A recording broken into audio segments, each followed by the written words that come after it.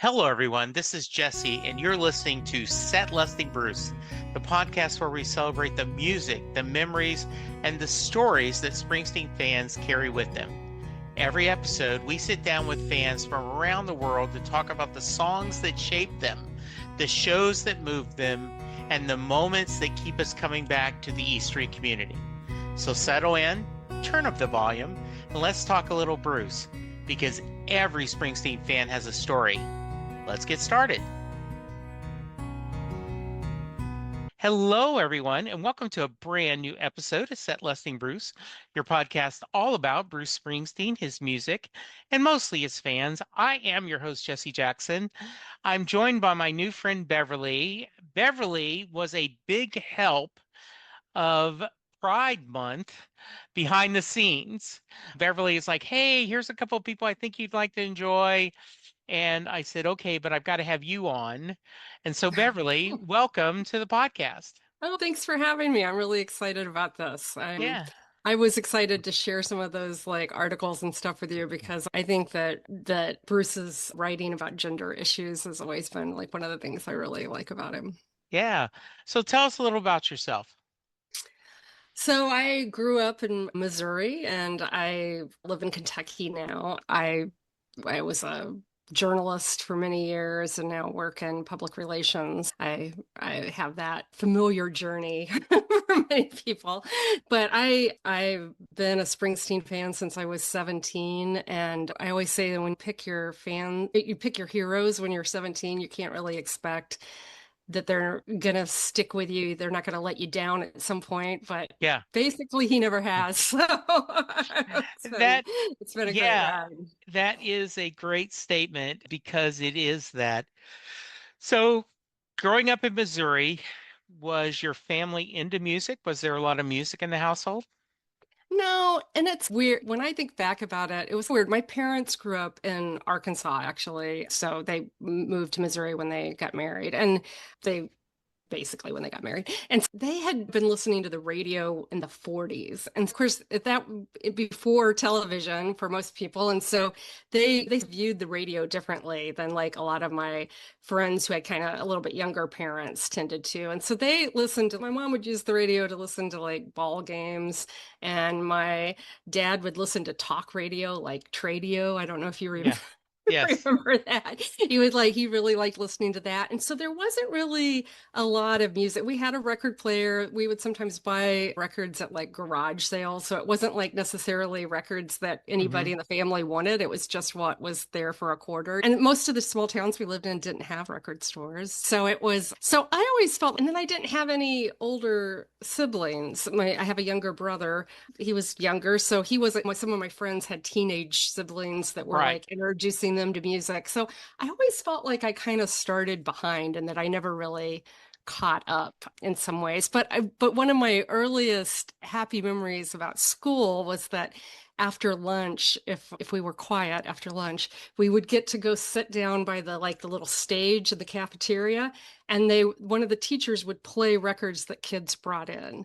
And so this was my first kind of this was popular music that people were listening to on the radio, and they were bringing in their single or their album or whatever. Most of the time it was a single that they were bringing in. And so that was my favorite part of the day. I just loved that, sitting there cross-legged on the floor, listening to these songs that I didn't know otherwise. And so the first single I remember getting that was something I actually wanted was the song Seasons in the Sun by Terry Jacks. And somebody had brought it. Yes. Brought it in. And then Rhinestone Cowboy was one of the songs that somebody brought in. And so that was my first album. I got it for Christmas. That was when I guess started to maybe try to catch up a little bit. So how pumped were you when Bruce covered Rhinestone Oh, Cowboy? it was one of those full circle moments where you just Yeah. feel oh, this is my life has an arc to it or something. Yeah. That was really exciting. Yeah, that was my only complaint about Western Stars, the film, is I wish he had done 3 or 4 more covers or some of his songs with that band, similar to the Seeger session, right? He would have Mhm. had that just because I would have loved to see that. I think in another lifetime that would have been a hit on country radio. I Yeah, think yeah, I win more lines. I think that would have done that. So before we hit record, you mentioned you've been a fan since you were 17.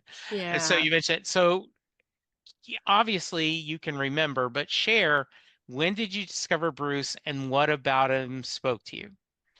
Yeah, so I was dimly aware of him before I was 17. Like I knew the song Hungry Heart and I liked the song Hungry Heart.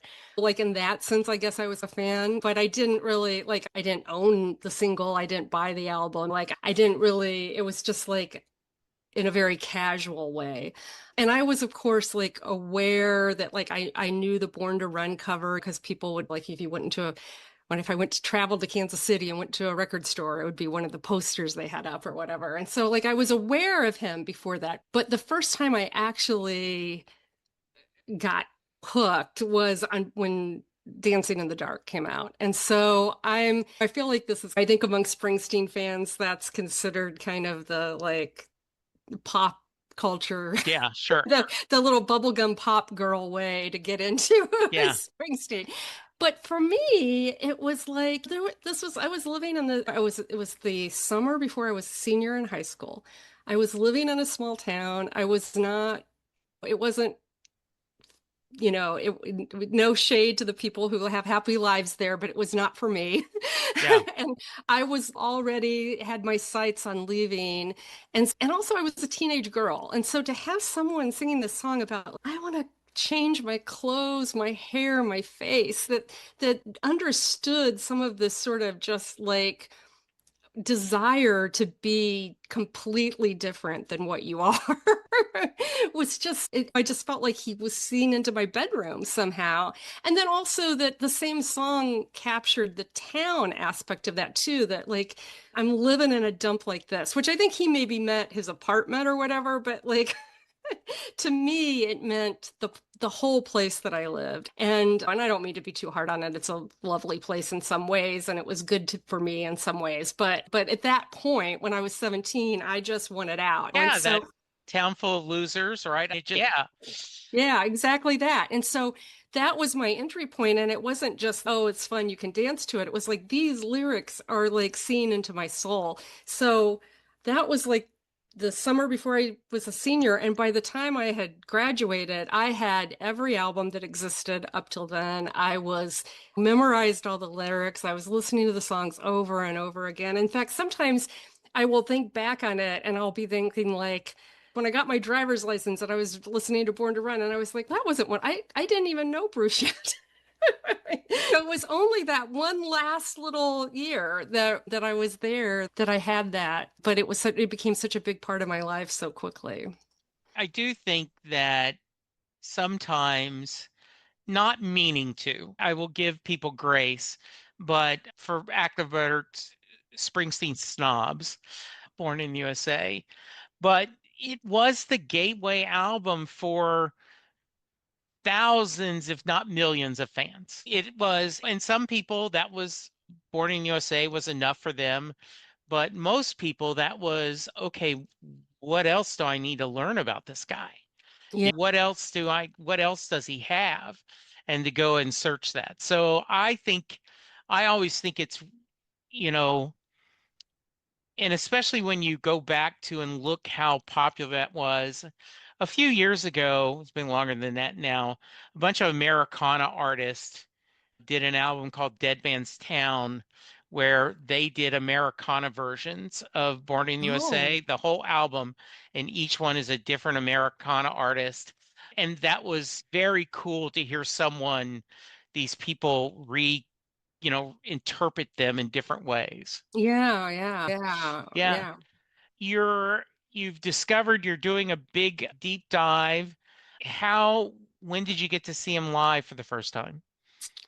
So it's so funny that they did the big Born in the USA tour, Yeah. and the tickets went on sale for when he was in Kansas City, which is I lived about an hour and a half from Kansas City, the morning that I was taking the ACT. So I couldn't get tickets. And in those days, you couldn't just buy them on the aftermarket. You had to like, and I really wanted, as a 17-year-old, to drive into Kansas City, an hour and a half away, and I thought somehow I would figure out a way by myself. I was going to figure out a way to get into this concert.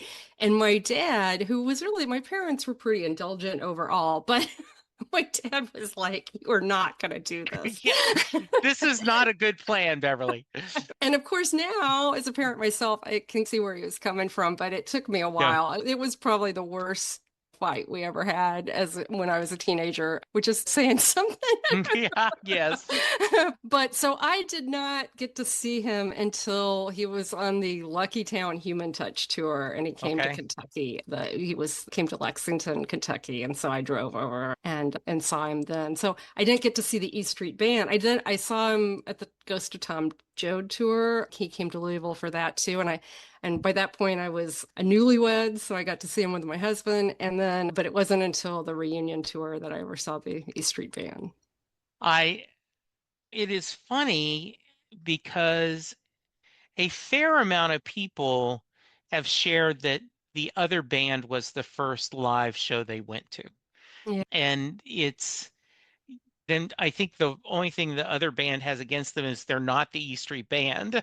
If you just look them as like independently, oh, this is a pretty good band, but it's not the E Street Band. So I always say the amount of times you've seen them live is not a fair barometer of how big of a fan you are, Beverly, but are you someone that counts? And if so, how many? No, I count, but then I usually every time I'm going to a concert, I count on the way there, and Yeah. then I forget. Wait, was that counting the one I was just? I've been around 25, I think, Okay. and a big portion of those have been just in this last glory days of concerts that we've lived through in the last few years because it was the first time that I had an empty nest Yeah. for a while, so I was able to not have to plan around school schedules and could travel a little bit and Yeah. see more. So I was telling you that my father was buried at the Veteran Cemetery there in Kentucky. And back in 2012, and I've told the story multiple times, so jump ahead a few minutes, regular listeners, that my wife and I had not gone on vacation together for a long time. We had gone with other couples or we had gone with the kid, but we decided we wanted to go somewhere solo. And so Bruce was doing the Wrecking Ball tour and he wasn't coming anywhere close to Dallas. So I suggested to Linda that we drive to Kentucky, visit my dad's gravesite because he had died in 2011 and I had not seen his gravesite. And I said, we'll do part of the Kentucky Bourbon Trail. And this was the first time we'd ever done it. Then we'll go up to Cleveland and see him. He was going to be in Cleveland, do the Rock and Roll Hall of Fame, come back, do the Kentucky Bourbon Trail, and then go home. We'll call it our Bruce and Bourbon tour. And we Yeah, did. It yeah. was great. Oh, that's great. I was at that concert Yes. and that was a great concert, I thought. Yeah. I think it was one that kind of snuck up on me because it was such a busy phase of life for me. I had Yeah. young children, I was working, I had a husband, I had parents that lived far away that I was trying to go to Yeah. see. And so it was a busy phase of life. So Wrecking Ball came out and and I don't even remember now, like at that point, if I was like buying CDs still, or if I Yeah. was, I don't even remember. But I had listened to it, but I hadn't really been able to and I Yeah. liked it, but I wasn't able to Yeah. really dive into it. And so I went to that concert with kind of low expectations. And instead, I just thought it was so Yeah.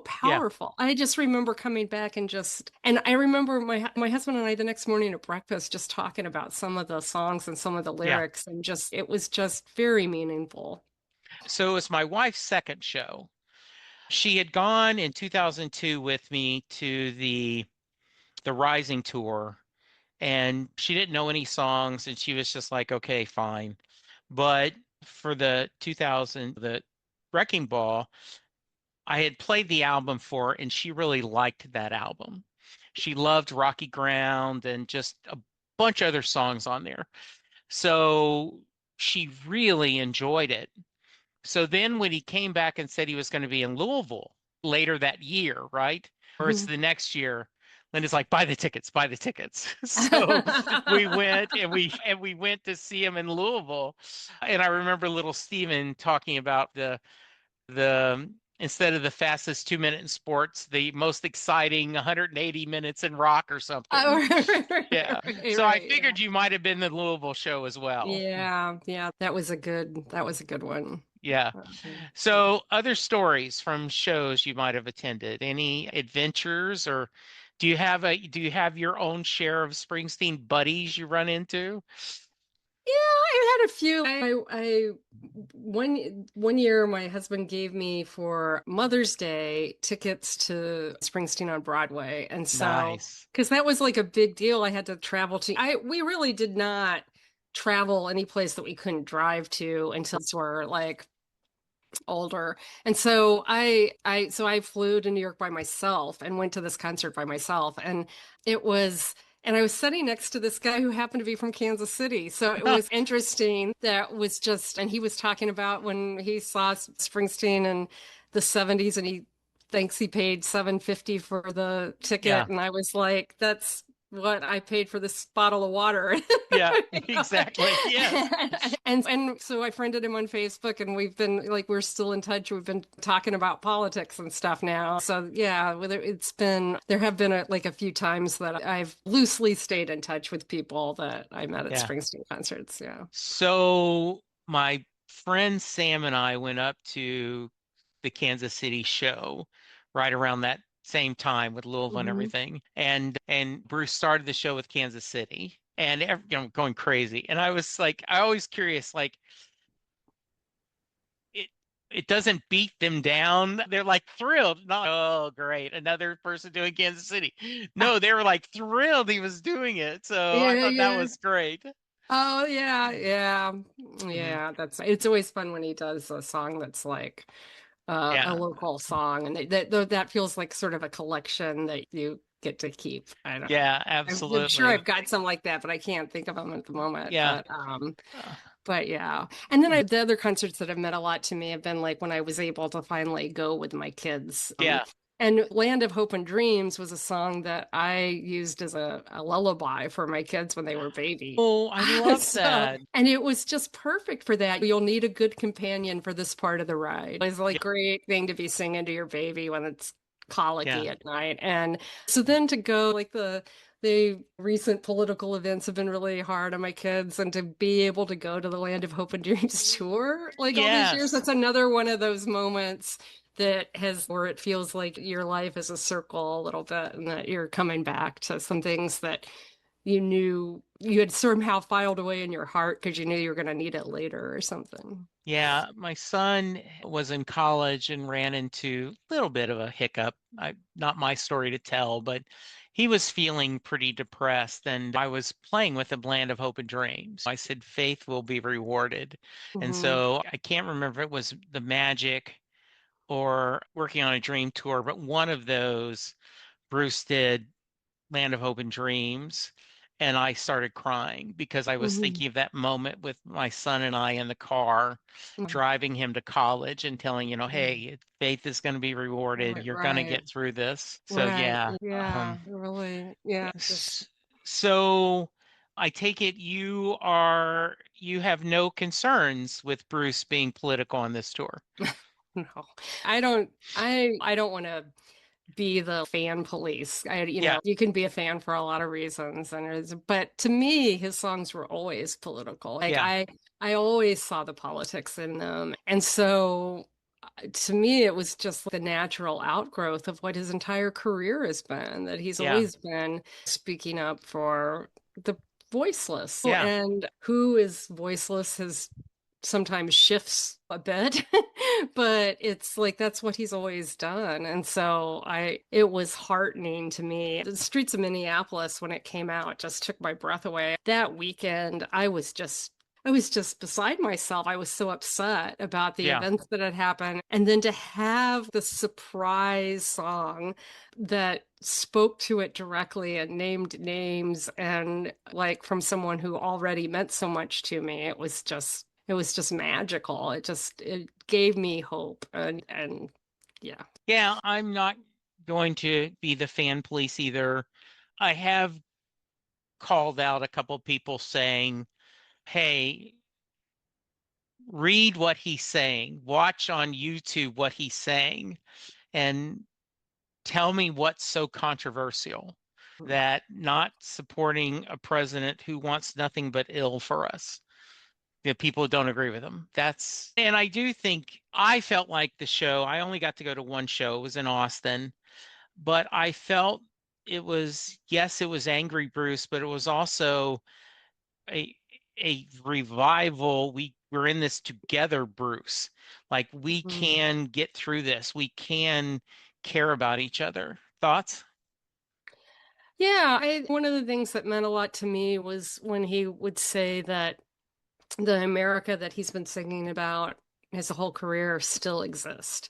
Because I Yes. think for a lot of us, there's been a feeling like I didn't, and again, I don't want to be off-putting to people who disagree Yeah. with me, but I a feeling like this is not what I thought we had some of this stuff is not what I thought we all agreed on. I thought we Yeah. all agreed on a few basic principles, and this seems Yeah. like we don't. And Yeah. this is disorienting to me. And for him to be the voice saying like that America that you believed in does still exist. It may not, you know, always be on the upswing, but it's still there. That was really powerful and reassuring to me. And it gave me something to look forward to. It gave me hope. There are so many things over the years that I feel like where Bruce has just written the right song for me at the right time. And this is just like a continuation of that for me. Yeah. Do you have some examples of in just I don't want to put you on the spot, but are Yeah, there no, songs no, that make no. you When Letter to You came out in 2020, and that was a hard year. Yes, it was. Said if we got a when rumors were circulating that we might get a new album, I said if we got a new president and a new album, maybe 2020 would not be the worst year forever. And for me, it was especially hard because I had a kid who graduated from high school that year, and so Oh, didn't have any of the stuff, which it's not as big of a deal now, but it was a big deal at the time. But sure. then went to college, and I wasn't even sure if they should go. Yeah, It went to college, took all the classes in the dorm, didn't not all, literally all, but a yeah, lot of the classes in the dorm. And it was this was way before the vaccine or anything. yeah, This was like, and then my other kid is starting high school in our house in the basement. And that it was like, and it was all of this stuff, but also it was my first empty nest. My child was gone and also gone in this strange world. And we're all in the house working. It was such a surreal time. And that album came out, and the song Ghost, like where it was just, and I remember thinking that the first time I get to sing that song in a concert with other people is going to feel like that's the moment the pandemic's really over.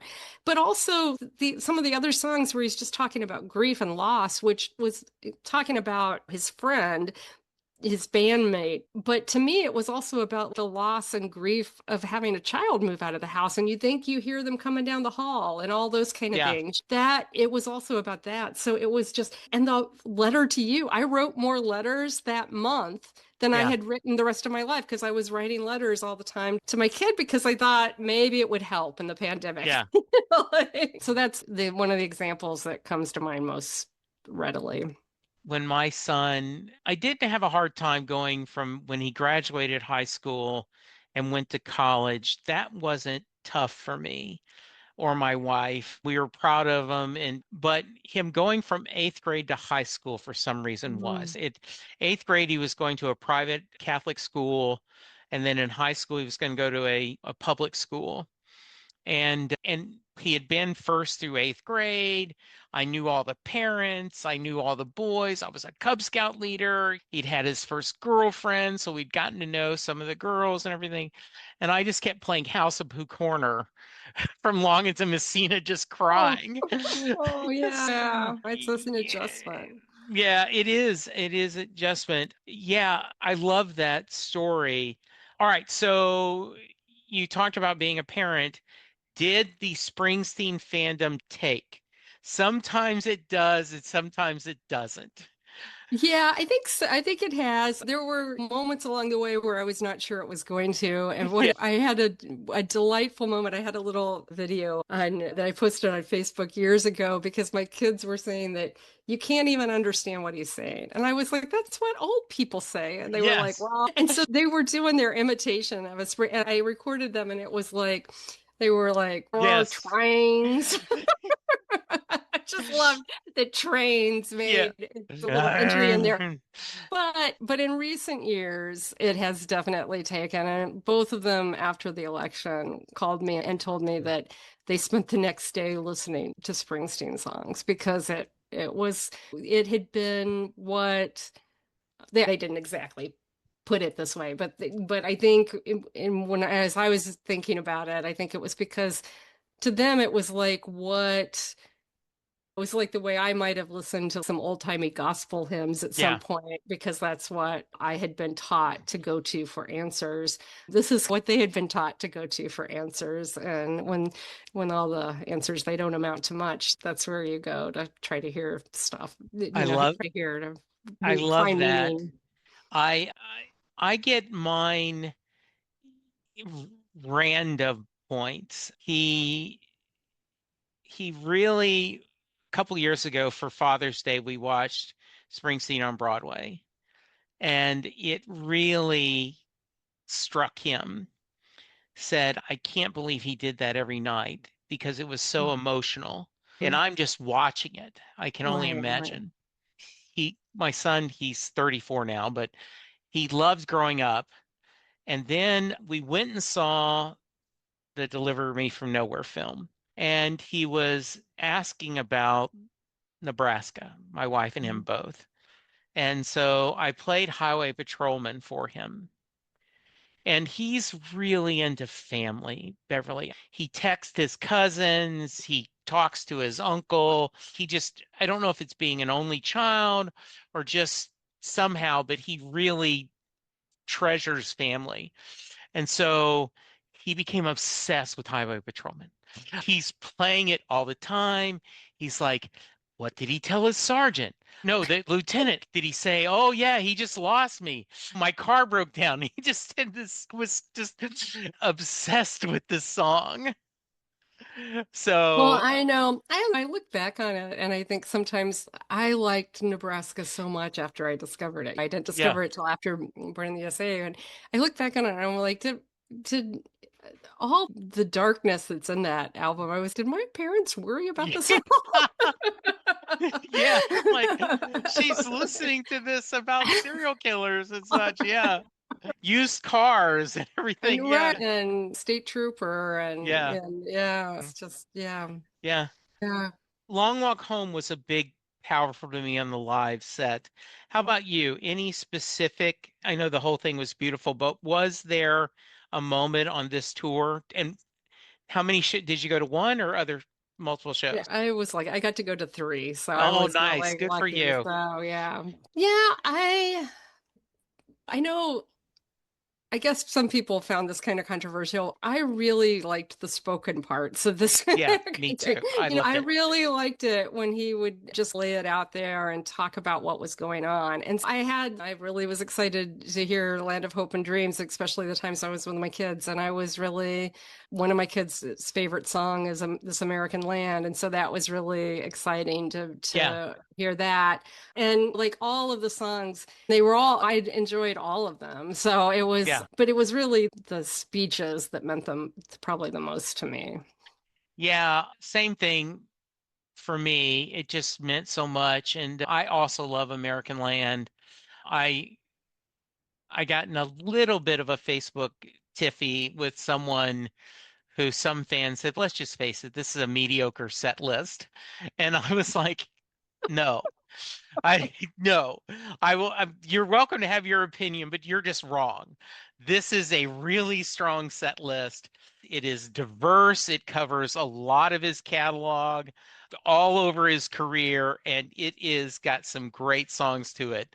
So no, you are not allowed to say this is a meh set list. I liked Long Walk Home so much when it Yes. first came out Yeah. and didn't think it really ever got its due. And so it's been really nice to see it Yeah. in this moment. That's been really great. It's just, yeah, I think that one of the great things about Bruce too is that like sometimes it's hard to remember how deep like the catalog is really, and there's so many songs like he could that I agree that it was such a strong set list, but he could have a concert that didn't have any of those songs and it would still be fantastic. Like it's just Yeah. so So early in the podcast, Beverly, like my first, like 2017, 2018, when I was doing this to begin with, I would, one of the things I would talk about is, you know, if I had to choose between a concert that was from Greetings to Born in the USA or Tunnel to Wrecking Ball, I would pick the second.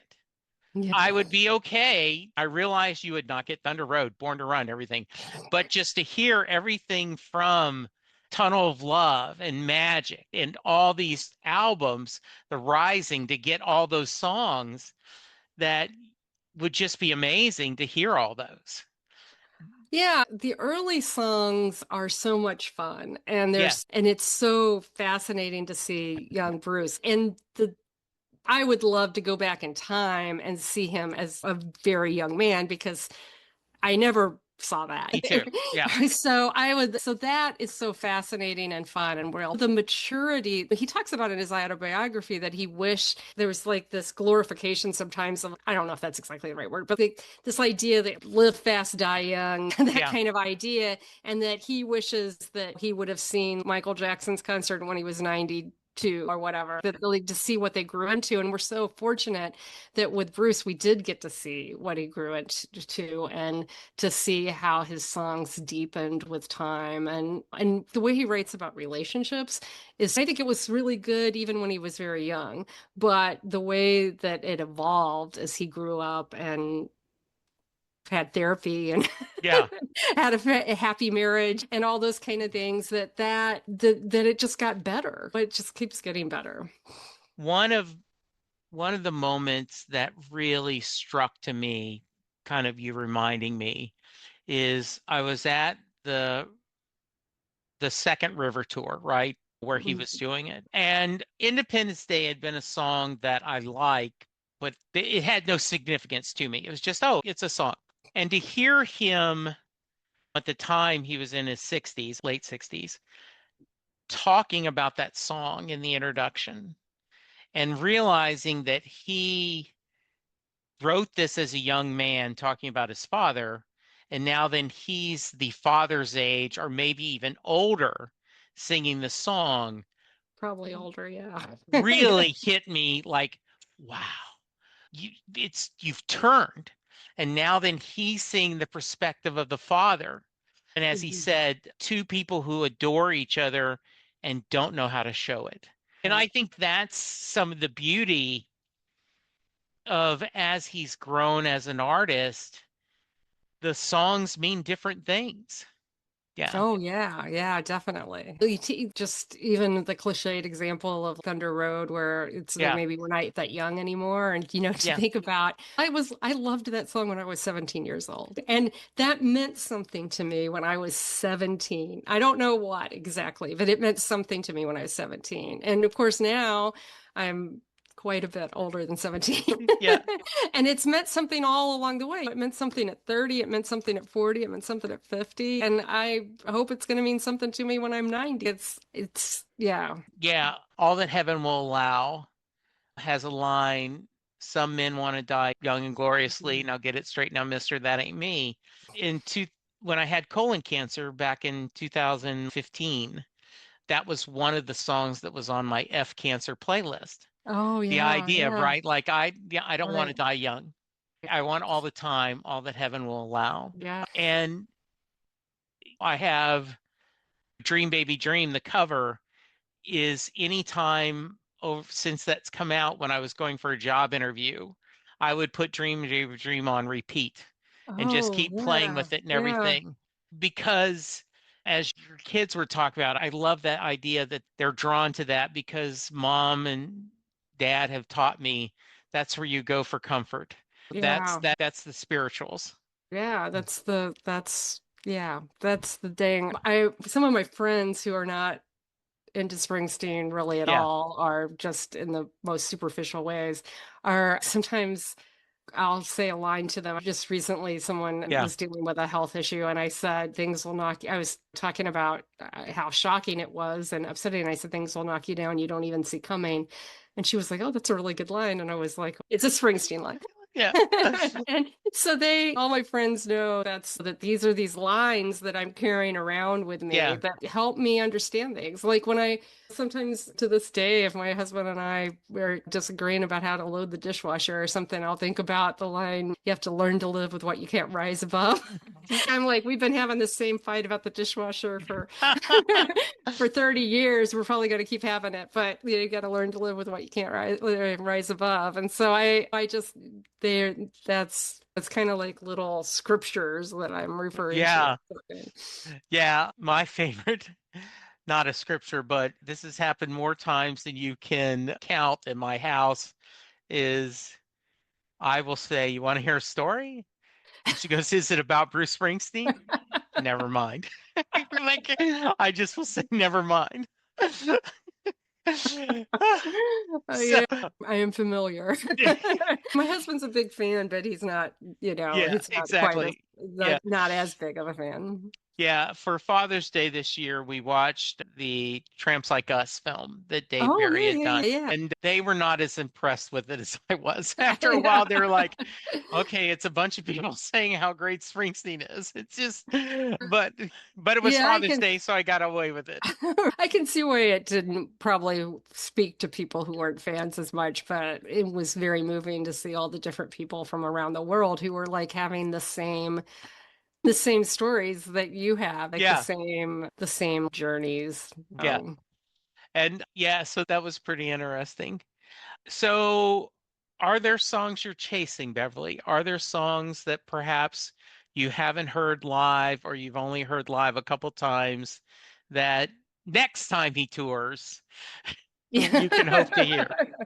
Yeah, I don't know. I always think about when we went to the reunion concert in 99, we paid what we thought was like an insane amount of money and spent the night in we didn't live all that far from Chicago at the time. We briefly lived in Wisconsin, but we had to spend the night in Chicago, so that added to the cost. Sure, And we were like, this is an insane amount of money. I can't believe we're doing this. It was like, in retrospect, it was not an insane amount sure. of money. Not like But Broadway, right? Like, right, no, no, it was like, but it was more than we had ever spent, especially when yes, you coupled it with expense, sure. the expense of getting there and everything. And so but we said, but he's really old and he might not play anymore. So every time we bought a ticket since then, we say he's really old. Anyway, of course we're much older now than he was then. But at any rate, songs I'm chasing, I don't know if I'm chasing them exactly Yeah. because I don't have any anticipation I will ever really hear them. But I was thinking about a couple of songs that really mean a lot to me that I think are underrated. Okay. And one is Spare Parts, Okay. because I really like songs. I really like his storytelling. That's such a strength of his. And I think that song is such a great story. And I don't think it's appreciated enough because here it is. It was written in the 80s and it's about a woman that was lied to during sex and impregnated against her will. This is not something that most rock stars were giving a lot of thought No, to. yes, exactly. And it follows her through these feelings of betrayal. And then she's left by the guy who, even though she was engaged to him, and then she has postpartum depression and she feels like she's suicidal. And then she goes through, you go through this whole journey with her. And then she trades and at the end, she chooses to have hope and she chooses to set aside all these romantic dreams by selling her wedding dress and wedding ring and everything. And then she walks out with good cold hard cash. And Yeah. that I just love that song. And I just think that I would love to hear it sometime. I don't expect that I ever will, but it's just I just think it's such a good example of him putting, centering someone in the story who's not someone that normally has a voice in rock songs and giving them a voice. And that's just one of the things that he does so well. And then I really Moonlight Motel, partly because when my husband and I were newlyweds, we actually went on a trip and stayed at a place that was called Moonlight Motel, and we still remembered the name because it was such a dump and it was so but it was an adventure and it was like a Yeah, happy memory. So when I saw that he had a song coming out that was named that, I was so excited. And then it's such a beautiful song. I mean, it is. the idea of the sign, the storytelling devices he uses, where there's the sign that says, "Children, be careful how you play." And it's not really, the sign's not included because it's a warning to actual children. It's reflecting on the fact that they were a young couple and they were basically just children and they were playing at something that would then become a lifelong commitment. And those are songs that really mean a lot to me. Yeah, I'm going to ask you the Mary question in a minute, but one of my favorite answers is someone said, yes, she does get in the car and they go to California together, and Moonlight Motel is him mourning Mary. Oh, That's wow. Mary, that Oh, from Thunder Road.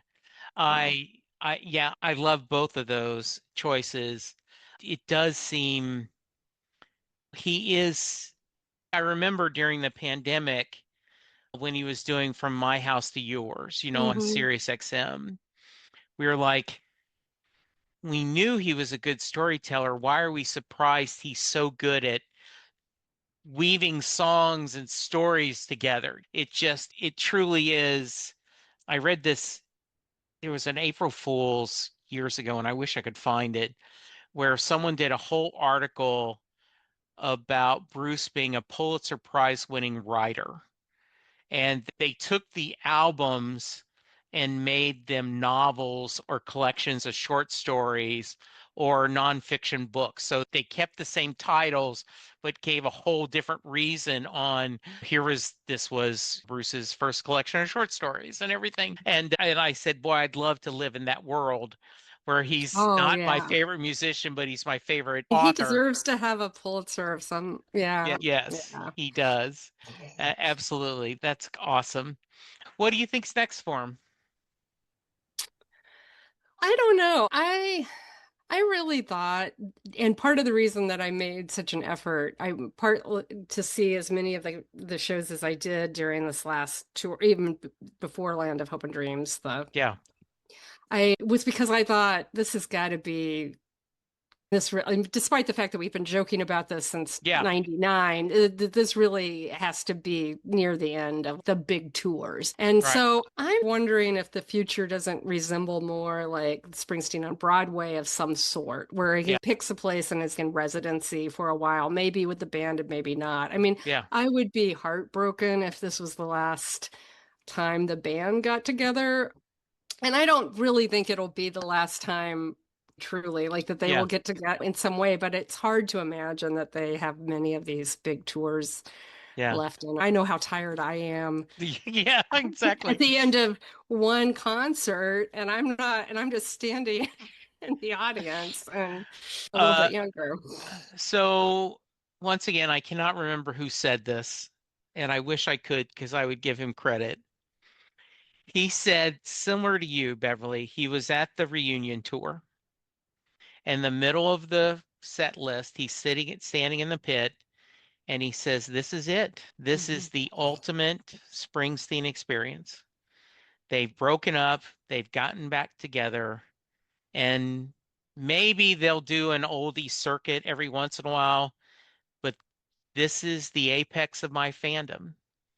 And he Well, says, yeah. I mean, yeah, that was very much the way it felt at the time yeah, because I had not ever seen, as I said before, I had never seen the E Street Band before. And yeah, the E Street Band, now we think of that reunion group as the sort of definitive E Street yeah, Band.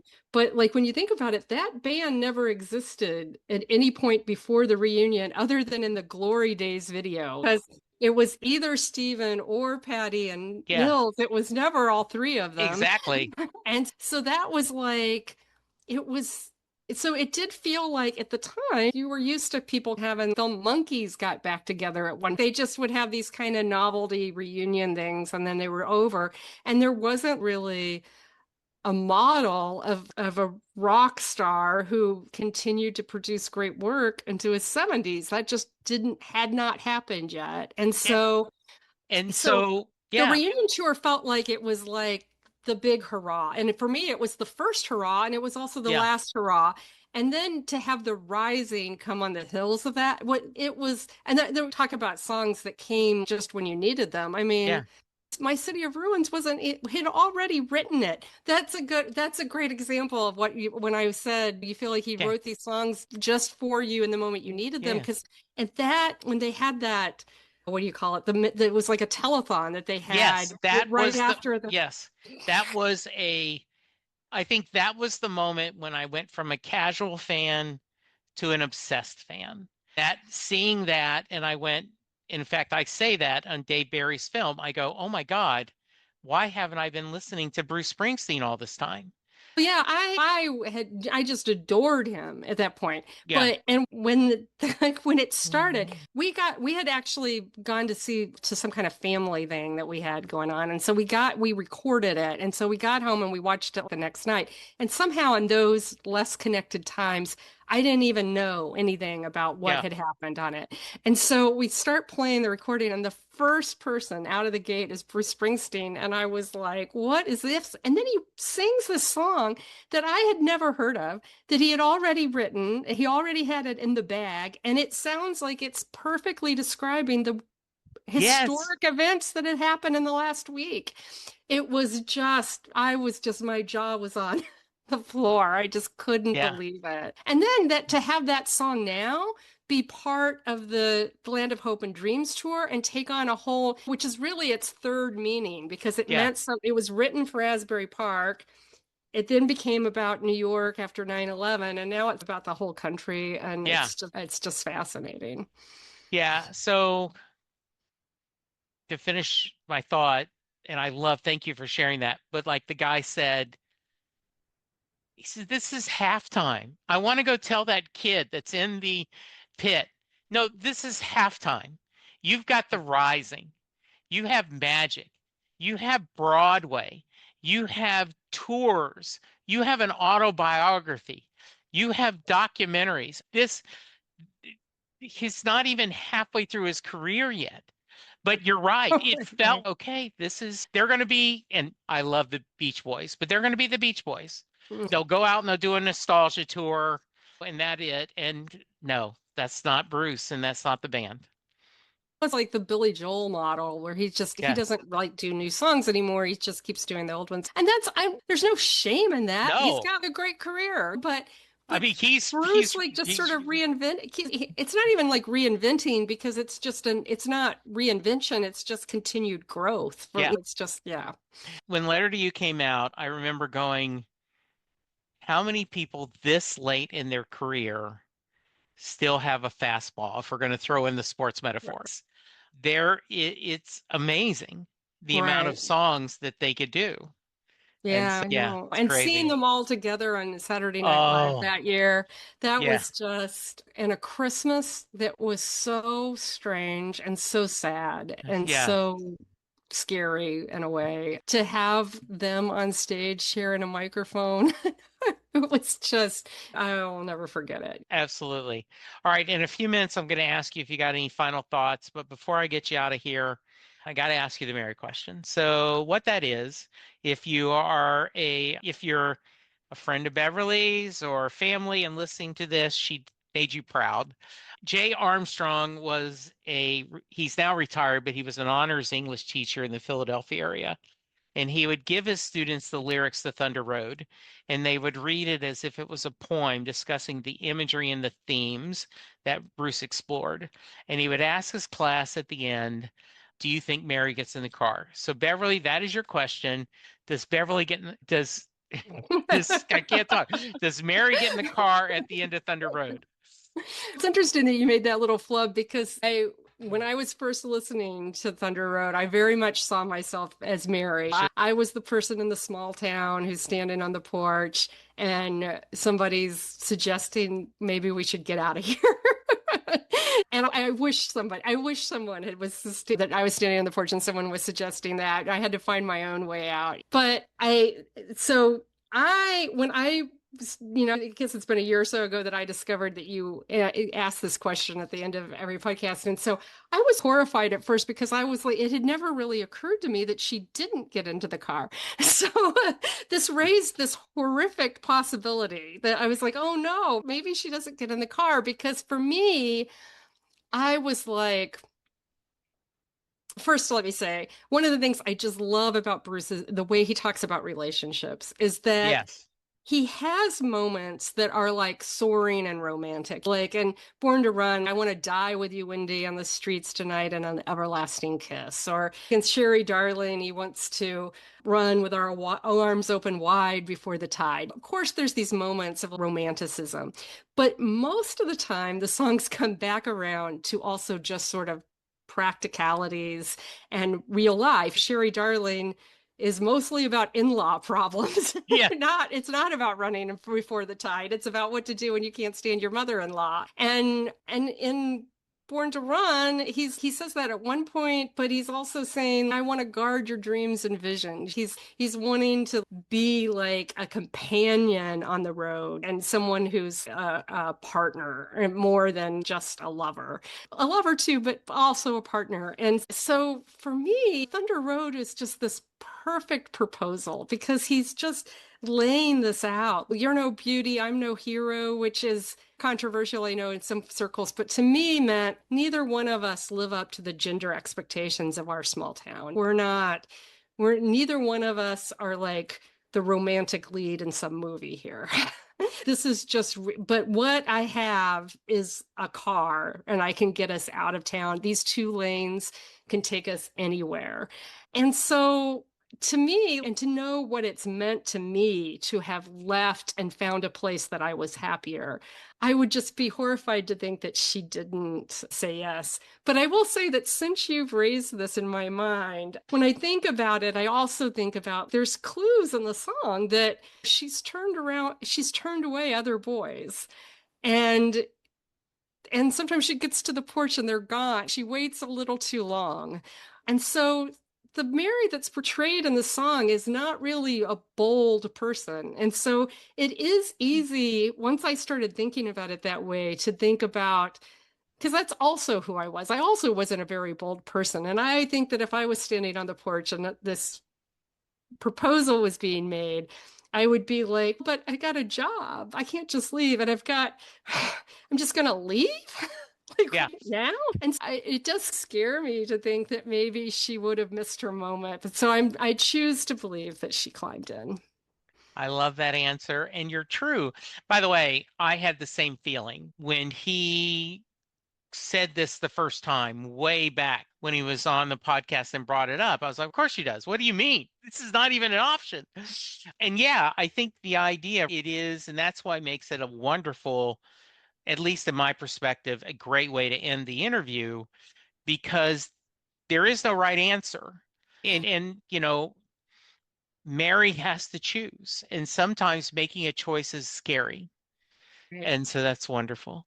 Yeah. And One of the things that I really like about Thunder Road that I've just relatively recently realized is I think that it, in a way, is the same song as Sandy. In both songs, he's leaving town and he's suggesting that a woman come with him. yeah, And Sandy, though, there's all kinds of like red flags. Like, I would not recommend that Sandy necessarily go with yeah, this guy. He's talking about like the waitress he was seeing that he talked to just last night. yeah, Like, there is just like all kinds of concerning elements of that song. But just 2 years later, I realize it's a fictional character. It's yeah. not literally Bruce in both cases, but just 2 years later, he's writing a character, at least, that is so much more grounded and so much more mature and so much more able to see things from her perspective. One of the lines I just love in Thunder Road is when he says that I know you're lonely for words that I aren't spoken.